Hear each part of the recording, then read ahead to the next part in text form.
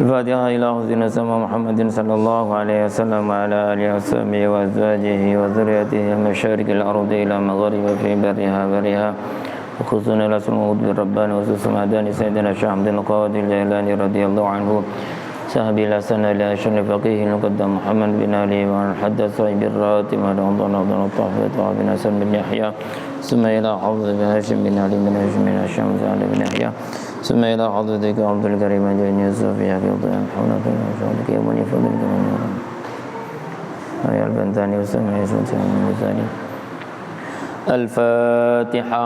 أعوذ بالله من الشيطان الرجيم. بسم الله الرحمن الرحيم. الحمد لله رب العالمين الرحمن الرحيم مالك يوم الدين إياك نعبد وإياك نستعين اهدنا الصراط المستقيم صراط الذين أنعمت عليهم غير المغضوب عليهم ولا الضالين ربي اغفر لي ولوالدي آمين. بسم الله الرحمن الرحيم. الحمد لله رب العالمين الصلاة والسلام على رسول الله سيدنا محمد وعلى آله وصحبه أجمعين.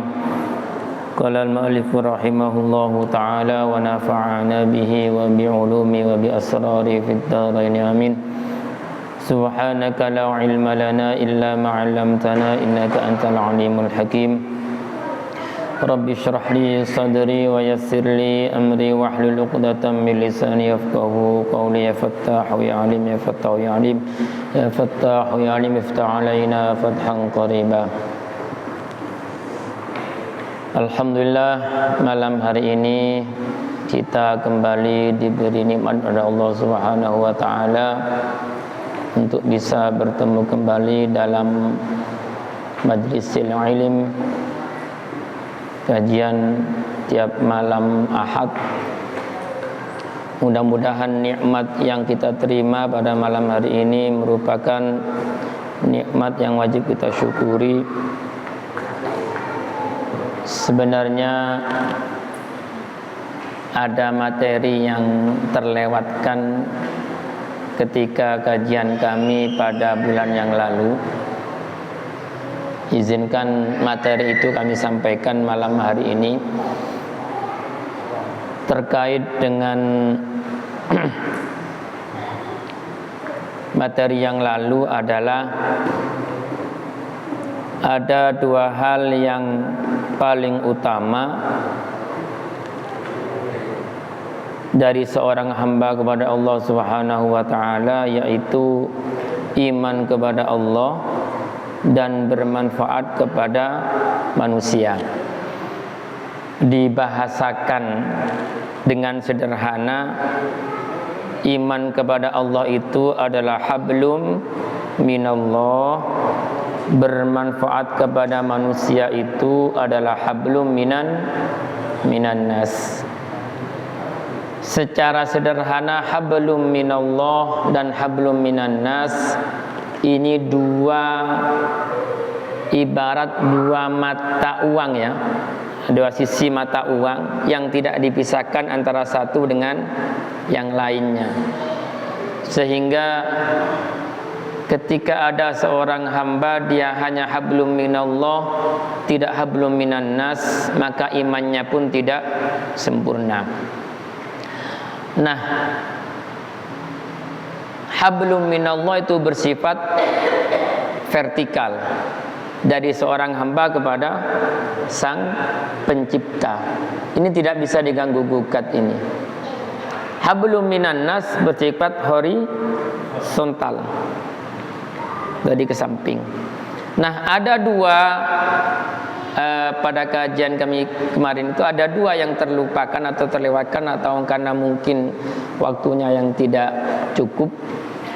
Ada dua hal yang menjadi penyeimbang di mana bahasanya itu ada kutub selatan, ada kutub utara ini. Jadi dua hal ini akan menopang hablum minallah wa hablum minan nas. Dan dua hal ini bisa masuk kepada kedua-duanya. Bisa masuk kepada hablum minallah, bisa masuk kepada hablum minan, fleksibel. Jadi dua hal ini bisa masuk kepada hablum minallah, bisa masuk kepada hablum minan nas. Dua hal ini, dua sifat ini merupakan satu di antara keduanya adalah di antara Asmaul Husna.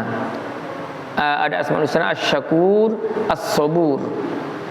Ketika dua hal ini dilakukan oleh seorang hamba, maka menjadi bersyukur dan bersabar. Bersyukur dan bersabar. Dua hal ini yang membuat hablum minallah dan hablum minannas menjadi seimbang. Dan dua hal ini bisa masuk kepada kedua-duanya. Di dalam ayat Quran ini banyak sekali ayat yang menyuruh seorang hamba untuk bersyukur. Ada salah satu ayat bunyinya anishkurli waliwalidaika. Itu perintah bersyukur kepada Allah dan bersyukur kepada kedua orang tua. Itu bersyukur. Ada ayat yang jelas, ini yang sering kita dengar, la in syakartum la azidannakum wa la in kafartum inna azabi lasyadid. Ini anjuran untuk bersyukur sekaligus ancaman bagi mereka yang tidak mau bersyukur. Nah, alhamdulillah kita bersyukur 2 bulan ini kita melewati bulan-bulan yang penuh rasa syukur kepada Allah Subhanahu wa taala. Pertama bulan Agustus, syukur kita kepada Allah Subhanahu wa taala, bangsa Indonesia diberi nikmat yang sangat luar biasa, yaitu nikmat kemerdekaan pada tanggal 17 Agustus. Sudah lewat. Bulan kemarin, hari ini tanggal 2 Oktober, bulan kemarin bulan September, ada satu kenikmatan juga yang dirasakan oleh bangsa Indonesia. Pada tahun 1965, bangsa Indonesia bersyukur ketika terjadi pemberontakan oleh PKI, Indonesia terselamatkan dari pemberontakan itu. Tidak bisa kita bayangkan bagaimana seandainya PKI berhasil menguasai negara ini. Bumi Indonesia, bumi yang diberkahi oleh Allah Subhanahu wa taala ini akan menjadi bumi yang ateis, yang di situ orang tidak lagi menyembah Allah, tidak lagi bersyukur kepada Allah Subhanahu wa taala seandainya PKI itu berhasil menguasai Indonesia. Maka kalau sudah ingat bulan Agustus, bulan September, kita bersyukur atas nikmat Allah yang berupa kemerdekaan. Kita bersyukur kepada Allah atas nikmat Indonesia terselamatkan dari pemberontakan PKI itu. Kemudian Allah Subhanahu wa taala di dalam surat Ar-Rahman, surat yang keberapa itu? Surat yang ke-55. Urutan surat yang ke-55, surat Ar-Rahman sebelum surat Al-Waqi'ah. Adik-adik hafal ini ya. Surat dalam Al-Quran itu berapa, Dik? 114. Dimulai dari surah Al-Fatihah, diakhiri surah An-Nas. Nih, mohon maaf ibu-ibu, mohon maaf bapak-bapak.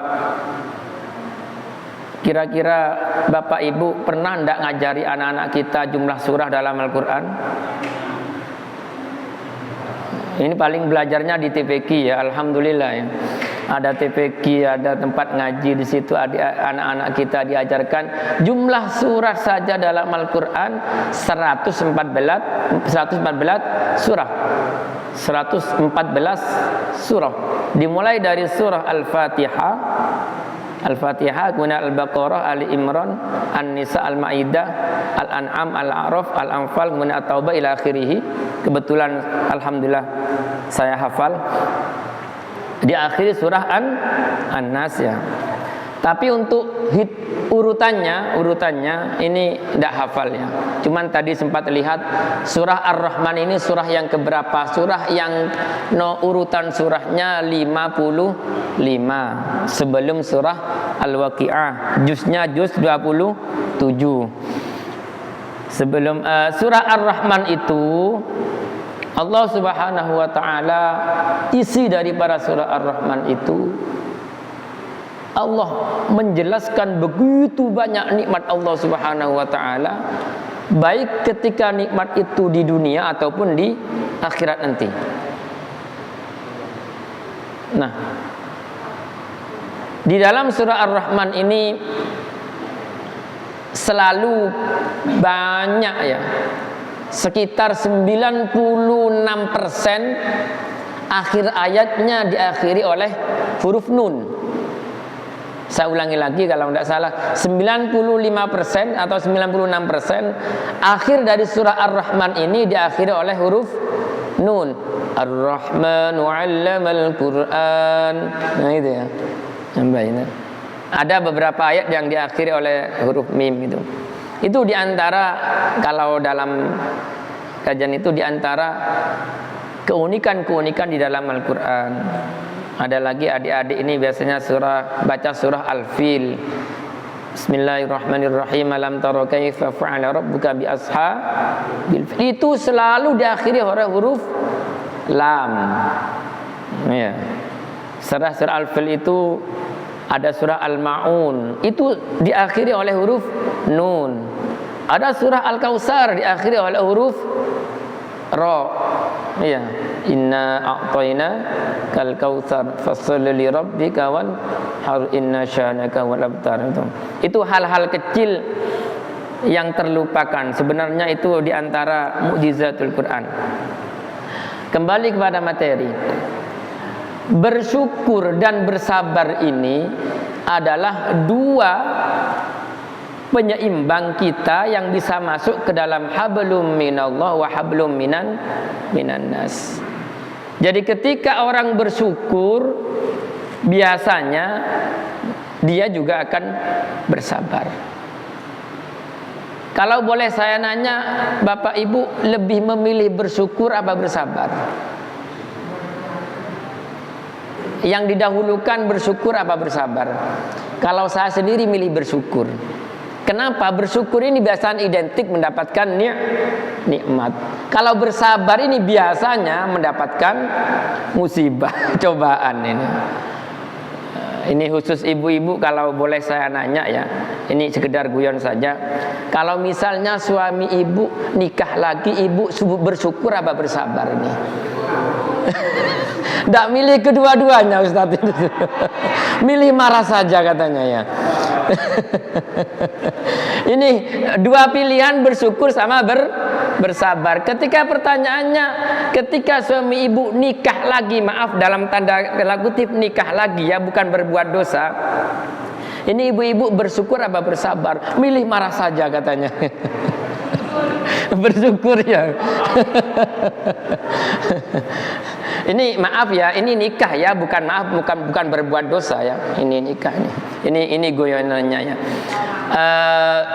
Sehingga di dalam cerita yang, kalau ibu pernah baca cerita imajinatif ya. Ini cerita ini tidak ada sumbernya sebenarnya ini ya. Ini imajinatif, ini karangan, tetapi nilainya bagus. Nilainya bagus. Kisah seorang suami istri yang masuk surga karena dua hal ini, bersabar dan bersyukur dan bersabar. Seorang suami, maaf suaminya agak jelek ya, suaminya jelek, hitam begitu, udah ganteng, tapi dia orang soleh. Istrinya cantik, putih, dia solihah.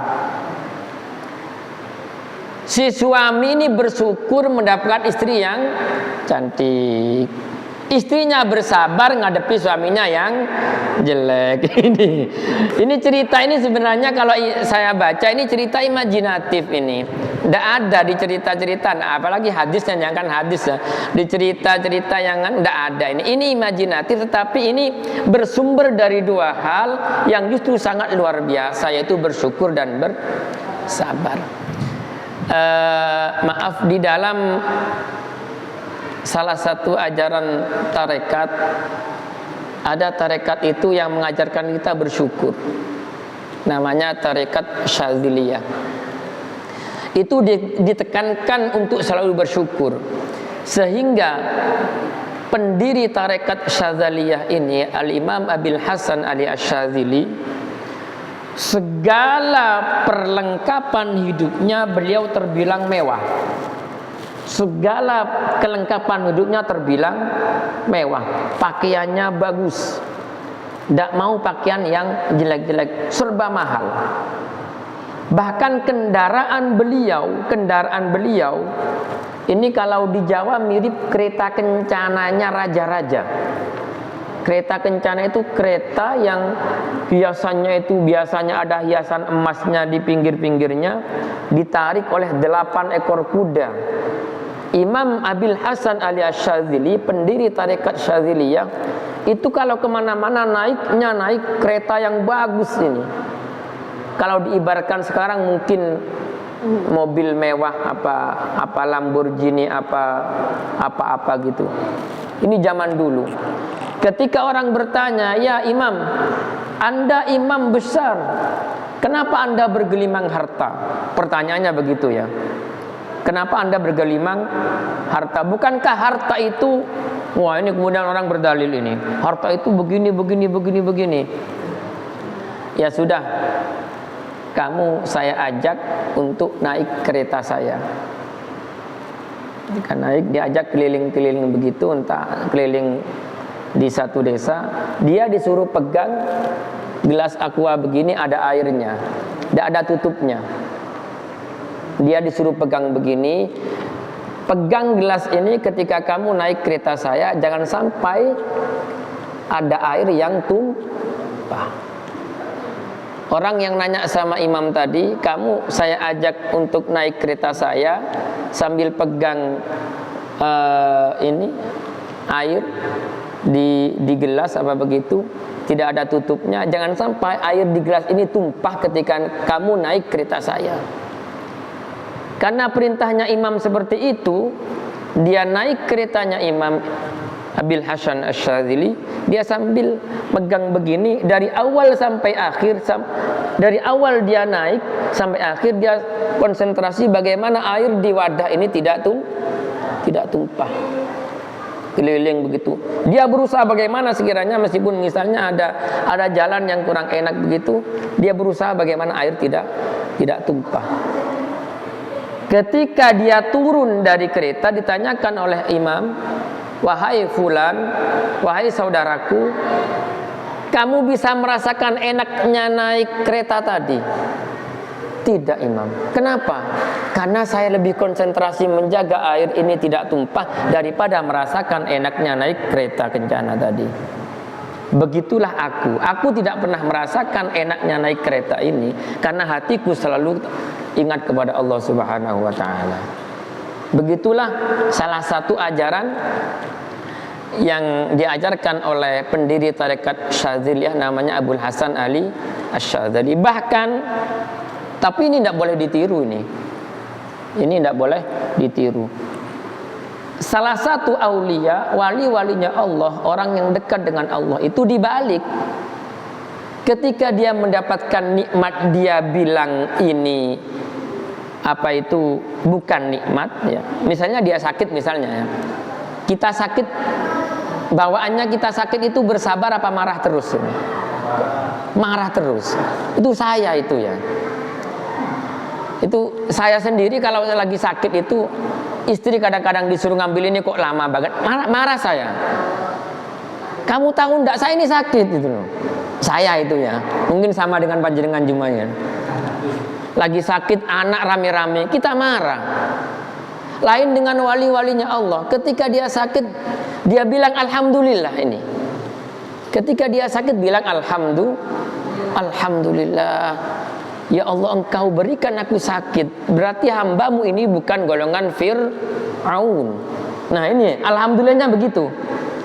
Ya Allah, alhamdulillah hambamu ini engkau beri sakit. Berarti hambamu ini adalah hamba yang engkau kasihani, hamba yang engkau rahmati. Karena hambamu bukan golongan Fir'aun. Kenapa Fir'aun? Fir'aun tidak pernah sakit sama sekali. Jangankan corona, sakit sedikit saja dia tidak pernah. Makanya dia mengaku Tuhan. Nah, tapi tidak boleh ditiru. Jelas tidak kuat ini. Saya pun tidak kuat, apalagi sampean. Bagaimana ketika sakit? Ya kita pilih yang bersabar. Jangan kita pilih yang bersyukur. Nah, kita beralih ke realita kehidupan kita. Yang mahal itu biaya hidup apa gaya hidup? Gaya hidup. Kalau kebutuhan hidup semuanya sama, rata-rata makannya 3 kali. Ada orang Keraton Harmoni yang makannya sampai 6 kali sehari semalam? Kan tidak ada. Berarti kebutuhan hidupnya sama. Tidak ada yang minum sampai 4 galon, tidak ada. Rata-rata semuanya sama. Berarti kebutuhan hidup manusia itu semuanya sama. Kenapa sampai kemudian orang mencuri, kemudian orang korupsi? Itu karena mengejar gaya hidup, bukan mengejar kebutuhan hidup. Apa penyebabnya? Dia kurang mensyukuri apa yang dia dapat, dan kurang bersabar ketika dia tidak mendapatkan nikmat. Maka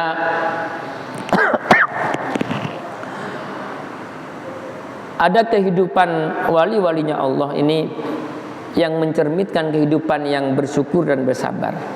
Kalau saya contohkan yang tadi, Imam Abil Hasan Ali Asyadzili termasuk wali besar yang hidupnya bersyukur. Ada wali yang hidupnya bersabar. Allahumma firlahu. Ada seorang Habib ini, Habib Ahmad bin Abdullah Al-Hinduan. Beliau baru saja meninggal, wafat. Kalau tidak salah 2 minggu yang lalu, ini 100 harinya. Beliau itu tidak punya apa-apa. Hidupnya di mana? Keliling dari hall sini ke hall sini, se-Jawa Timur bahkan sampai ke Jakarta. Hidupnya keliling untuk hall-hall saja. Ini Habib Ahmad Al-Hinduan namanya. Masya Allah, kalau dilihat ini kira-kira kita ini mencontoh yang bersyukur apa bersabar ketika melihat kehidupan salah satu wali Allah yang seperti ini. Dia tidak punya apa-apa. Kebutuhan hidupnya yang ada di tasnya itu sudah. Segalanya di situ sudah. Pakaiannya di tas itu sudah. Kemana-mana dia selamat. Ya Allah, bagaimana dia tidak dibilang wali? Harta yang dia punya ya itu saja. Bahkan ketika dia nyampe di Probolinggo, salah satu pengasuh pondok Genggong itu di hatinya masih ragu, Habib Ahmad ini wali apa tidak ya. Dia cuman kerentek di hatinya. Dia kerentek begitu di depan Habib Ahmad. Habib Ahmad langsung bilang, langsung dia tunjuk itu kiai pengasuh ini. Ente kalau meragukan kewalian saya keliru. Kiai Hamid bilang saya wali ya, gitu ya. Kok ente masih ragu? Subhanallah ini. Tetapi ketika dihadapkan pada seperti itu, kita tentunya milih wali-walinya Allah yang kaya, yang pandai bersyukur, dibanding kita wali-walinya Allah yang hidupnya serba kekurangan tapi bersabar. Maka 2 hal ini, ketika bersyukur dan bersabar ini bisa bersamaan, maka ini biasanya kalau saya menjelaskan ini waktu di sekolah ada papan itu ya. ada skemanya gitu ya, bisa diluluskan dengan skema. Jadi hablum minallah itu vertikal, hablum minanas horizontal, ada dua, kanan kiri itu ada syukur dan bersabar. Ini kalau keduanya dilaksanakan, bisa dikerjakan, maka akan mengerucut kepada satu tujuan, yaitu kepada Allah Subhanahu wa taala. Tapi meskipun tanpa saya gambarkan, mungkin para hadirin sudah paham semuanya. Ini dua hal, belum yang lain. Maka kita masih masuk bulan apa? Bulan Safar ini ya. Bulan Safar. Sebentar lagi kita masuk dalam bulan Maulid ya. Alhamdulillah bulan Safar ini kita orang-orang Pasuruan biasanya pada hari Rabu terakhir bulan Safar itu kita baca Yasin. Ketika baca salamun qaulam mir rabbir rahim dibaca 313, dilanjutkan kemudian baca ayat. Tujuannya apa? Tujuannya biar kita selamat dari berbagai bencana. Ya kita berdoa. Jangan seperti, maaf ya, golongan orang-orang yang gampang membid'ahkan tradisi ulama-ulama kita, atau sampai mensirik-sirikan perbuatan ulama-ulama kita. Saya ingat ketika terjadi polemik itu masih dalam rangka bersyukur ini ya. Kita ziarah ke wali-wali Songo yang membawa Islam ke Indonesia itu, kalau cari berkah itu ya itu hal yang sangat luar biasa ya. Paling tidak kita bersyukur kepada mereka atas jasa-jasa mereka yang telah mengislamkan tanah Jawa. Sederhana kan? Kita berziarah kepada wali-wali Songo, kita bersyukur terhadap jasa-jasa mereka yang mengislamkan tanah Jawa ini. Kita bisa mengenal Islam itu nikmat yang luar biasa itu. Kita mengenal Islam, tamamun nikmah itu kita mengenal agama Islam. Itu nikmat yang terbesar. Dari mana kita mengenal Islam itu? Dari guru-guru kita, yang bersambung kepada wali Songo. Maka kita ziarahi wali Songo dalam rangka kita bersyukur kepada mereka, jasa-jasa mereka yang mengislamkan tanah Jawa. Ini kok bisa-bisanya wali Songo dianggap fiktif? Ini maaf ya, logikanya mana ini? Kenapa wali Songo dianggap fiktif? Karena mereka tidak ngarang kitab katanya. Memangnya kitab itu menjadi tolak ukur fiktif dan tidaknya? Maka saya nanya sama anak-anak waktu itu, saya tunjukkan kepada anak-anak sekolah. Ini begini. Bagaimana menurut kamu? Begini, Nabi tidak pernah ngarang kitab, sahabat tidak pernah ngarang kitab. Berani kamu mengatakan Nabi fiktif, sahabat fiktif? Ya enggak ya. Makanya kitab itu dikarang tahun berapa? Adanya kitab itu dikarang tahun berapa? Ya kita tidak usah jauh-jauh. Berarti ketika kitab itu dikarang, berarti di situ ada unsur mulai ditemukannya kertas sama Nah ya sudah, zamannya Nabi tidak ada kertas itu, maka wahyu ditulis di atas kulitnya binatang, di atas pelepah kurma, di batu-batu yang pipi, gitu. Nah ini kok tega-teganya menganggap wali Songo fiktif karena tidak ngarang kitab. Kitabnya wali Songo mana? Memangnya antum tahu kitabnya wali Songo apa enggak ini?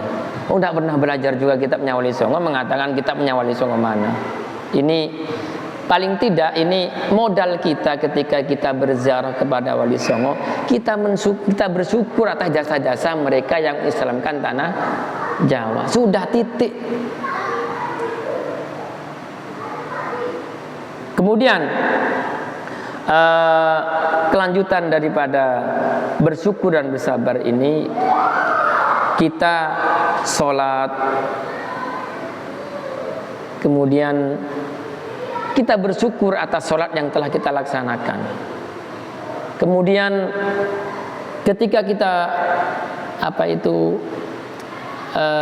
ada sesuatu yang mungkin kita rasakan itu musibah. Meskipun kata-kata musibah itu sekali lagi dalam kitab disebutkan sesuatu yang kurang enak, maka kita bersabar. Kemudian kita bisa melaksanakan kebaikan, kita bersyukur. Nah, kebaikan yang kita lakukan itu kita syukuri agar kita bisa melaksanakan kebaikan-kebaikan yang lain. Sekali lagi, al khairatu junudun mujannadah. Kebaikan dan kejelekan itu satu sama lain akan berhubungan dan menguatkan kepada yang lain. Jadi sehingga kita mensyukuri nikmat Allah Subhanahu wa taala satu. Maka insya Allah kita akan mensyukuri nikmat-nikmat yang lain. Kita bersabar terhadap satu cobaan yang kita terima, insya Allah cobaan-cobaan yang lain kita juga akan sabar. Maka marilah kita mencoba bersyukur kepada Allah Subhanahu wa taala atas nikmat yang kita terima. Meskipun nikmat yang kita terima mungkin tidak sebesar nikmat yang diterima oleh tetangga kita, teman kita. Kita bersabar ketika Allah memberi cobaan kepada kita. Kita lihat tetangga kita, cobaannya jauh lebih besar daripada kita.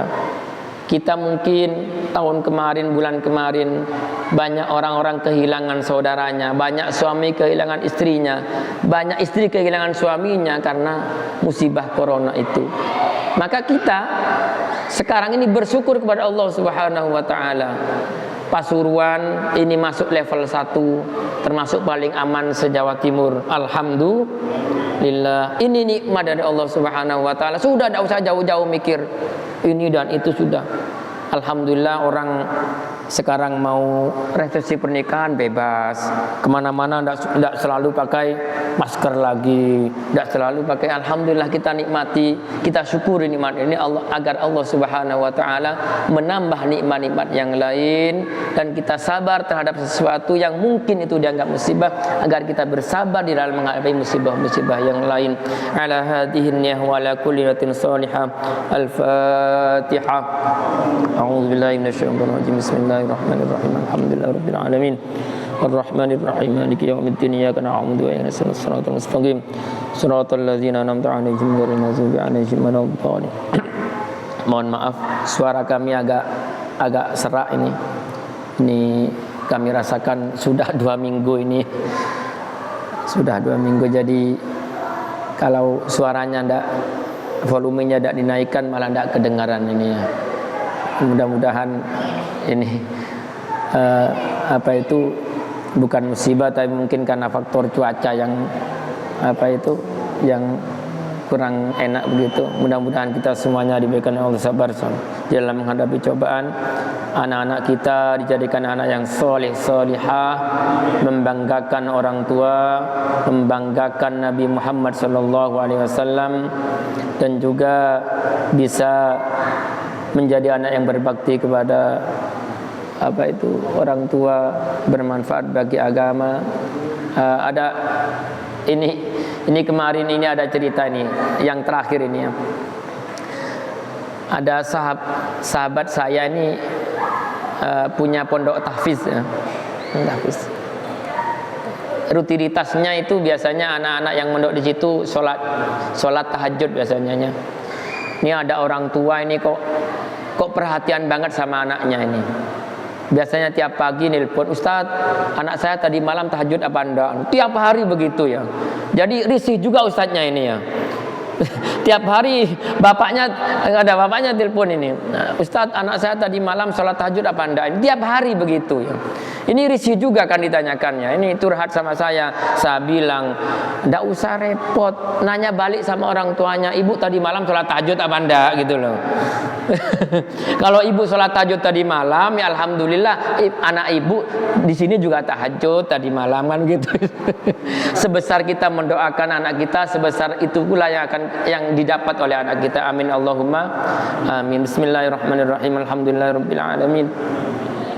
حمدا يوافي نعمك في مزيده يا ربنا لك الحمد كما ينبغي لجلال وجهك ولعظيم سلطانك اللهم صل على سيدنا محمد صلاة تنجينا بها من جميع الأهوال والآفات وتقضي لنا بها جميع الحاجات وتطهرنا بها من جميع السيئات وترفعنا بها على الدرجات وتبلغنا بها أقصى الغاية من جميع الخيرات في الحياة وعند الممات اللهم صل على سيدنا محمد طب القلوب ودوائها وعافية الأبدان وشفائها ونور الأبصار وضيائها وعلى آله وصحبه وسلم ربنا آتنا في الدنيا حسنة وفي الآخرة حسنة وقنا عذاب النار وصلى الله على سيدنا محمد وعلى آله وسلم الحمد لله رب العالمين السلام عليكم ورحمة الله وبركاته